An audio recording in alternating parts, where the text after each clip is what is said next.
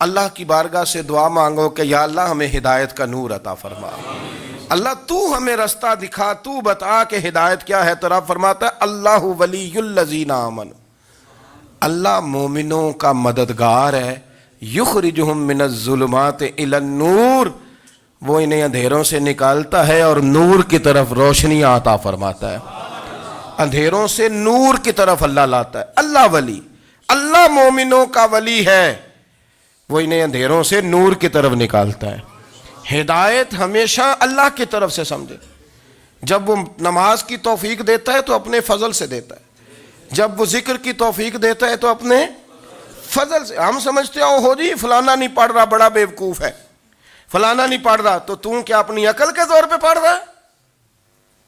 میں جی اللہ کے فضل سے 2 سپارے پڑھتا ہوں، تو کس پہ احسان کرتے تو 2 سپارے پڑھ کے رویا کر، کہا اگر مالک تو بڑا قریب نہیں، بڑے لوگ ہیں جن کو پورا قرآن حفظ ہے پر انہیں پڑھنے کی توفیق نہیں، تو انہیں فضل کیا اور مجھے توفیق دے دی ہے پڑھنے کی۔ رویا کر، پڑھ کے رویا کر، راتی ساری کر کر زاری، وہ نیند اکھاں تھی توندے تے فجرے اوہی گناہگار کہاون سب تو نیوے ہوندے۔ مہربانی کریں، ڈریں، نیکی کریں تو پھر ڈریں، پھر احساس پیدا کریں، پھر اپنے اندر وہ کمزوری لائیں، کہیں توبہ توبہ مجھے تو پتہ ہی نہیں، تو جانتا ہی نہیں۔ حضرت سیدنا امام اعظم ابو حنیفہ رحمۃ اللہ تعالیٰ علیہ کے ساتھ ایک شخص کہتا میں نے نماز پڑھی، تو عشاء کی نماز تھی۔ یہ جو لوگ بڑے ہوتے ہیں نا،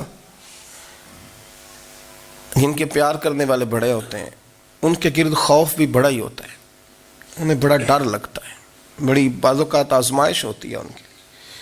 عشاء کی نماز کہتے پڑھی تو امام صاحب نے نا عشاء کی نماز میں تلاوت کی آیتیں فَمَن يَعْمَلْ مِثْقَالَ ذَرَّةٍ خَيْرًا يَرَهُ وَمَن يَعْمَلْ مِثْقَالَ ذَرَّةٍ شَرًّا يَرَهُ، فرمایا جو ذرہ برابر خیر کرے گا وہ بھی قیامت میں دیکھے گا، اور جو ذرہ برابر شر کرے گا وہ بھی قیامت میں اس شر کو دیکھے گا، اس کے سامنے آئے گا۔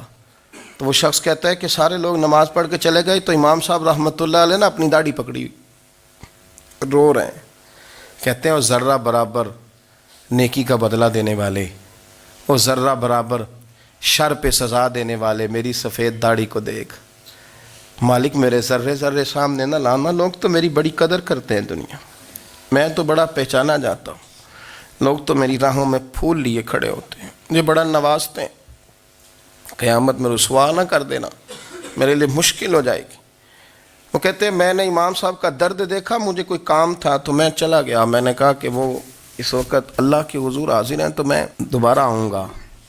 کہتے ہیں میں تہجد کا وقت آیا تو امام صاحب وہیں بیٹھے تھے، اور ان کی داڑھی آنسوؤں سے بھری ہوئی تھی، اور زور سے داڑھی پکڑی ہوئی، کہنے لگے مالک رسوا نہ کر دیں، قیامت میں رسوا نہ کر دیں۔ یار جو ہدایت یافتہ لوگ تھے وہ تو ڈرے ہوئے تھے، وہ تو سہمے ہوئے تھے، وہ تو کہتے تھے یہ اس کا فضل نہیں، اس نے بلا لیا، یہ اس کا کرم نہیں۔ حضرت باعزید بستامی کسی کافر کو دیکھتے تو رو پڑتے، کہتے مالک تو کتنا قریب ہے، یہ بے ایمان رہ گیا، تو نے اپنے فضل سے مجھے اپنے نبی کا غلام بنا لیا، وہ رو پڑتے۔ یہاں تو لوگوں کا دعویٰ ہی بڑا ہے، نمازی اللہ خیر فرمائے وہ تو دوسروں کو گھورتا ہے، وہ کہتا ہے جنت کا میں مالک ہوں، کنجیاں میرے پاس ہیں، میں کسی اور کو گھسنے نہیں دوں گا، اور اگر 2-3 حج کر لے تو پھر تو وہ کہتا ہے کہ اب میرے سے پوچھ کے لوگ جنت میں جائیں گے معاذ اللہ، اور اگر وہ 2 4 5 7 دفعہ کوئی نفل پڑھ لے تو پھر وہ کہتا ہے چھوڑیں جی سارے لوگ بے عمل ہیں، میں اکیلا نیک ہوں۔ نہ ایسا کریں، اپنی توجہ اپنے رب پہ رکھیں، اپنی توجہ اپنے معین الملت والدین، عطائے رسول، ہند الولی، غریب نواز، خواجہ معین الدین چشتی، حضرت خواجہ اجمیر، شاہ اجمیر، والی ہندوستان، آخری عمر میں نا سارا دن روتے گزر جاتا، ساری رات روتے گزر جاتی، ذرا سی کوئی بات کرتا تو رو پڑتے ہیں، آنکھیں آنسوؤں سے بھری رہتی۔ کئی دفعہ اپنے بھی پریشان ہو جاتے ہیں نا کہ یار تو ایک بات کی جان ہی نہیں چھوڑ رہا، تو خواجہ قطب الدین صاحب بختیار کاکی سے لوگوں نے کہا کہ آپ مرشد سے بات کریں، اتنا بھی تو نہیں نہ رونا چاہیے، ہر وقت اس کے آنسو کی کریے، عاشق دا کام ہی رونا تونا، تے بنا رویوں نہیں منظوری، یہ عاشق سدا ہی روندا رہندا ہے، پاویں وصل ہوئے تے پاویں دوری، ہر وقت رونے کا کیا مطلب ہے؟ تو خواجہ قطب صاحب کہتے ہیں میں قریب گیا تو میں نے پیر دبائے، میں نے کہا سونیا لوگ تو کچھ بھی نہیں کرتے، تو نے تو کمال کر دیا، 90 لاکھ آدمی مسلمان کر دیا، دنیا کچھ نہیں کرتی، تو نے 50 سال ساری رات مصلے پہ بیٹھ کے رب راضی کیا، تو شہزادہ تھا، حضور کی اولاد تھا، لیکن معین الدین تیرا ایک پلاٹ بھی نہیں، تو نے طالب علم پالے، انہیں غریبوں کو دیا، انہیں نوازا، کوئی شے نہیں تیرے پاس، ہر چیز تو نے، ساری رات روتے ہو، سارا دن روتے ہو۔ تو خواجہ قطب الدین صاحب کہتے ہیں میں نے جب عرض کیا تو خواجہ صاحب مجھے گلے لگا لیا، چیخ مار کے روئے، کہنے لگے قطب الدین پتر داڑھی سفید ہو گئی، جانے کا وقت آ گیا، جو تو نے نیکیاں گنوائی ہیں وہ ہیں صحیح میرے پاس، پر یار کی بارگاہ میں پیش کرنے کے قابل ایک بھی نہیں، ایک بھی نہیں۔ تو بارگاہ تو دیکھ کتنی بڑی ہے، رسول کریم کی بارگاہ میں پیش کرنے کے قابل ان میں سے ایک بھی نہیں، تو آستانہ دیکھ کتنا بڑا ہے، کیا پیش کروں گا، کیا عرض کروں گا حضور کی بارگاہ میں، کس طرح۔ وہ یار جو بڑے تھے وہ تو ڈرے ہوئے تھے، سہمے ہوئے تھے، وہ تو بڑی آزمائش میں تھے، لیکن میرا اور آپ کا رٹا 2 نمازیں پڑھ کے 6 نمازوں کا دعویٰ کرنا اور لمبی چوڑی کہانیاں بنانا اور اپنے منہ سے اپنی تعریفیں کرنا، اس سے تھوڑا باہر آئیں۔ رزق بھی میرا اللہ ہی دیتا ہے، علم بھی اللہ دیتا ہے، رزق بھی۔ بڑے بڑے فقیروں کو مالدار ہوتے دیکھا، بڑے بڑے مالداروں کو فقیر ہوتے دیکھا، بڑے بڑے، میرا ایک بڑا سخی قسم کا سجن ہے، بڑا پیارا ہے، میں اسے سخی مانتا ہوں، میں نے اپنی پریشانیوں کے دنوں میں بھی اس شخص کو سخی دیکھا۔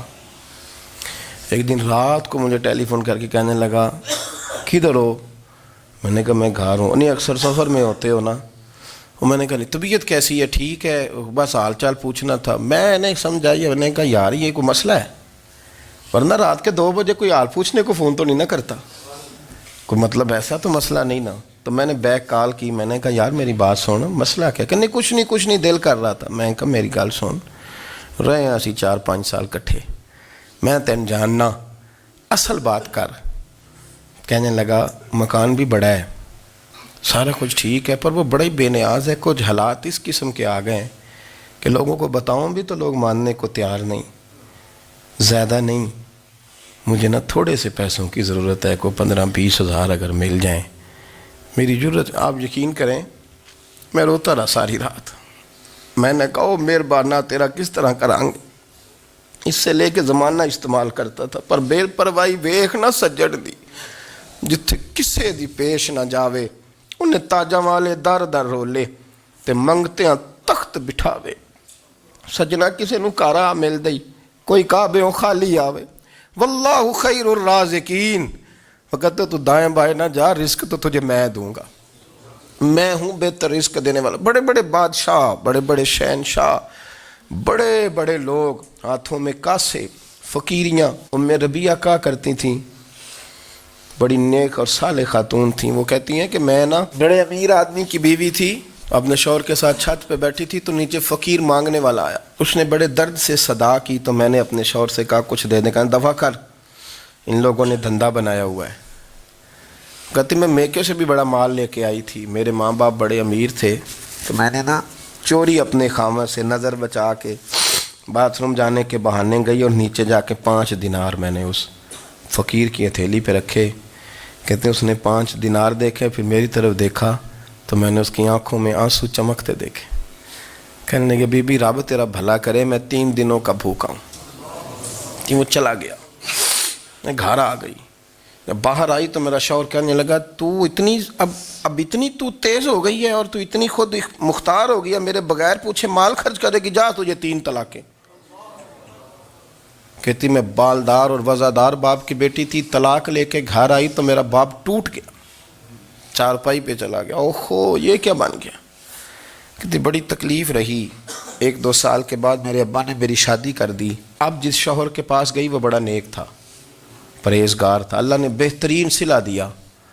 کہتی چھت پہ بیٹھی تھی، دروازے پہ فقیر آیا تو میں نے شوہر سے کہا کچھ دے دوں؟ کہنے لگا 5 نہ دینا، 15 دینا، 20 دینا، میں فقیر ہوں، میں نے فقر سے دولت دیکھی ہے، اسے خالی نہ لوٹانا۔ کہتی ہے کہ میں نیچے گئی اور جب میں نے اس کی طرف دینار بڑھائے تو میری چیخ نکلی، پیسے پھینک کے میں بے ہوش ہو کے گری۔ میرا شوہر نے آ کے اٹھایا، اندر لے گیا، پانی منہ پہ چھڑکا، کہنے لگا تجھے کیا ہوا؟ کہنے لگی یہ جو مانگنے آیا یہ میرا پہلا شوہر تھا، وہی تھا جو کہتا تھا کہ تو 5 دینار دے آئیے، جا تجھے 3 طلاقیں۔ پڑھو نا حدیث پاک، میرے نبی پاک علیہ السلام نے فرمایا ایک بندہ گنجا تھا، گنجا، کوئی ترتیب آگے پیچھے ہو جائے تو مفہوم کے لحاظ سے، لیکن میں مفہوم اس کا واضح کرتا ہوں۔ ایک گنجا تھا، کوئی شے نہیں تھی، سر پہ بال بھی نہیں تھے، رویا کرتا تھا۔ اللہ تعالیٰ نے فرشتے کو بھیجا، تجھے کیا چاہیے؟ تو کہنے لگا بال آ جائیں اور تھوڑا مال آ جائے۔ فرشتے نے ہاتھ پھیرا تو بال بھی آ گئے تو بکریاں بھی آ گئیں، لائنیں لگ گئیں، مال ہی مال ہو گئے۔ دوسرے کے پاس گیا، وہ کوڑا تھا، اس کو جا کے کہا کیا چاہیے؟ کہنے لگا شفا ہو جائے اور کچھ اللہ تعالیٰ آسانی کر دے۔ شفا بھی ہو گئی، گائیں بھی دے دی، بھینسیں بھی دے دی، مال ہی مال ہو گئے۔ پھر ایک کے پاس گیا، وہ اندھا تھا، تجھے کیا چاہیے؟ اس نے کہا آنکھیں مل جائیں اور کچھ ساتھ اللہ مال دے دے۔ اونٹ ہی اونٹ ہو گئے۔ جب بڑا نواز دیا تو پھر مالک نے امتحان لینے کا ارادہ کیا، یاری تیری سونا ہے پر آزمائشاں بھی تیریاں اگ، آزمائشاں تیریاں، صحیح کہہ رہا ہوں، آزمائشاں تیریاں، یاری تیری سونا ہے پر آزمائشاں تیریاں، اے سونا پرکھیا جامدائی پہلو نہ لگاں دے لگ۔ اللہ نے فرمایا آزمائش کرو۔ سب سے پہلے گنجے کے پاس آئے، اسے کہا اللہ کے رستے میں کچھ دیکھا نہیں لگا، میرے خرچے ہی بڑے ہیں، دیکھو تو صحیح کتنی مشکل میں وقت گزارتا ہوں، حال ہی کوئی نہیں۔ تو اس نے کہا میں نے تو سنا ہے تو گنجا اور بھوکا ننگا تھا۔ کہنے لگا میں تو جدی پشتی رئیس اعظم ہوں، تو یہ کس پاگل نے کہا ہے بھاگ جا؟ اس نے کہا اچھا جیسے تو تھا ویسے ہی ہو جائے۔ کھیت کھلیان اجڑ گئے، پھر سے گنجا ہو گیا۔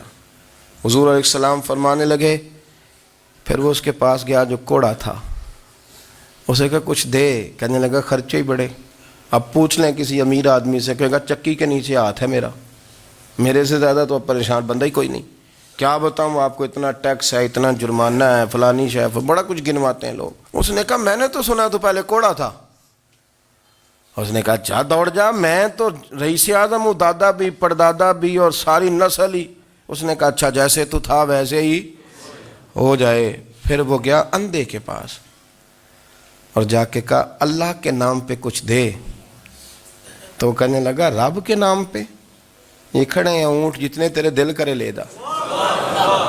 اس نے کہا کیا معنی اس بات کا؟ کہنے لگا یار تجھے کیا بتاؤں، میں تو اندھا تھا، میں نے تو کبھی دنیا دیکھی نہیں تھی، پھر اس کریم نے فضل کیا تو مجھے بڑا کچھ دکھایا، میں کیا بتاؤں، میرا دل کر رہا ہے کہہ دوں کہ پھر اس نے کعبہ دکھایا، پھر اس نے روضہ رسول دکھایا، پھر اس نے ریاض الجنہ کے سجدے دکھائے، پھر اس نے اپنے محبوب کے دروازے کی رونقیں دکھائیں، اس نے بڑا کچھ دیا، اس نے بڑا نوازا۔ میرے پاس تو شاید میں بدکار پرانا خادم، کسے در ملی نہ ٹوئی، اے واصف یار نے نظر جو کی تھی پھر واصف ہی ہوئی، یہ تو اس کا کرم ہوا۔ تو یہ وہ کہنے لگا تو اللہ کے نام پہ جان مانگ، میں وہ بھی دینے کو تیار، میرے پاس تو شے ہی کوئی نہیں تھی، مجھے تو اپنا پتہ ہے، میں تو کوئی شے نہیں تھا، کچھ نہیں تھا میرے پاس، یہ تو ان کا کرم ہے کہ رخ ان کا ادھر ہے، اور مختصر سی میری کہانی ہے، یہ جو بھی ہے ان کی مہربانی ہے۔ تو وہ کہنے لگا میں بھی کچھ لینے نہیں آیا تھا، تیری آزمائش ہی کرنے آیا تھا، تیری عزتیں بھی سلامت رہیں گی، تیرا مال بھی سلامت رہے گا، تیری شفا بھی۔ اپنی زندگی میں کبھی بھی اللہ کی بارگاہ سے توجہ ادھر ادھر نہ کریں، چھوڑیں لوگ کیا کر رہے ہیں، دنیا کیا کہہ رہی۔